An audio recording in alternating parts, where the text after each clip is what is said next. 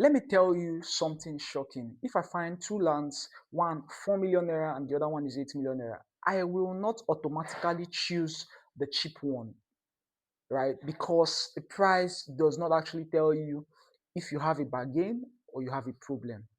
And before you say, I like expensive property, the truth of the matter is that price alone is not the determining factor in when you want to buy a property. Hi there, my name is Solomon Ibuhu, and welcome again to my channel. On this channel, I share practical tips for real estate investors looking to invest in Asaba, Delta State. Now, this is what I'm going to do on this video, right?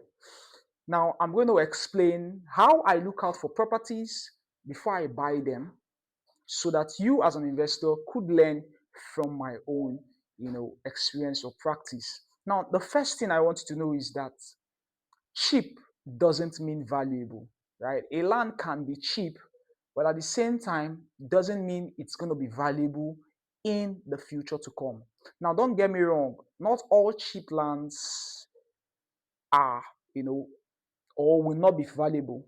Not all cheap lands will not be valuable. Cheap lands, could be valuable, but there are some that you need to, take, a pause and look at them critically to really examine and analyze if this property you're going to be getting is a bargain or it's going to be a problem for you.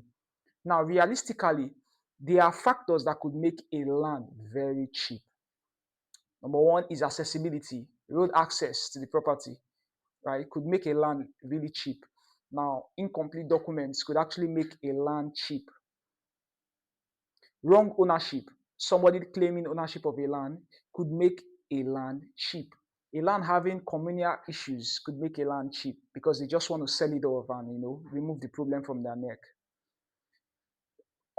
Government committed land could actually make a land very cheap. The same thing, the person may have bought the land not knowing that the land belongs to the government, only for him to realize that the land actually belongs to the government and wants to sell it off. So these factors could actually make a land cheap. Now, when you're coming on board, you see a property and the first thing you're looking at is the price. You could be making a very serious mistake without doing a proper analysis of that property. So ensure that you don't just look out for just the price alone, right? But you look out for how valuable it is. Now, the second thing you need to take note is the location of that property. Ensure that you don't just look at the price, but look at the location. Look at what that location is today and what it is going to be in the future. So ensure that you visit the site, right? Inspection is very paramount, right? Visit the site for inspection. Check how accessible the property is, the area is.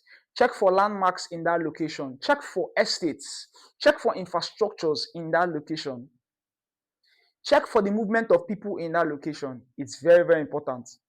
See how people move in and out of that location. Check for commercial activities also in that location. If all these things are in place, then it's a good sign that that property will skyrocket in the nearest future. But if these things are not tick, if these boxes are not tick, then you need to pause and do your analysis again. Now, the third thing you need to do is that you don't buy based on promises. I get this a lot. There was a case we're handling, and then the client was saying that, but you told me, he was talking to the realtor, but you told me that this place will appreciate in 1 year time. You can see that that's a false promise that the client bought into. Now, don't just buy promises, right? A lot of salesperson could actually just tell you things just to get your money, but then you need to do a proper analysis of what you're buying, right? Ensure that you see the location and you ask the proper question.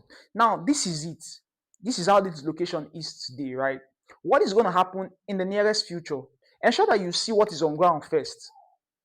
Ensure that you see what is on ground first. Know the landmarks that are on ground. Know how accessible the land is, right? Know the infrastructures. See the presence of government in that location. Don't just, buy into the promises of a salesperson, because the salesperson will just want to sell and get his commission. But then you need to do your analysis about the property the location, the accessibility to the place, and then draw out your conclusion from it. So this is how I buy my properties. I don't just look at the prices alone.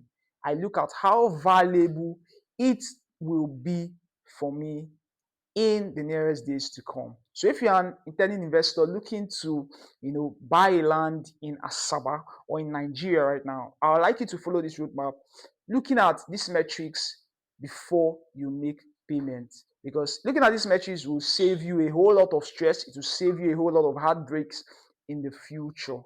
Right. My name is Ren Solomon Ibuhu, and if you're looking at, getting professional advice or guidance from me, send me a DM or call me on the number showing on your screen.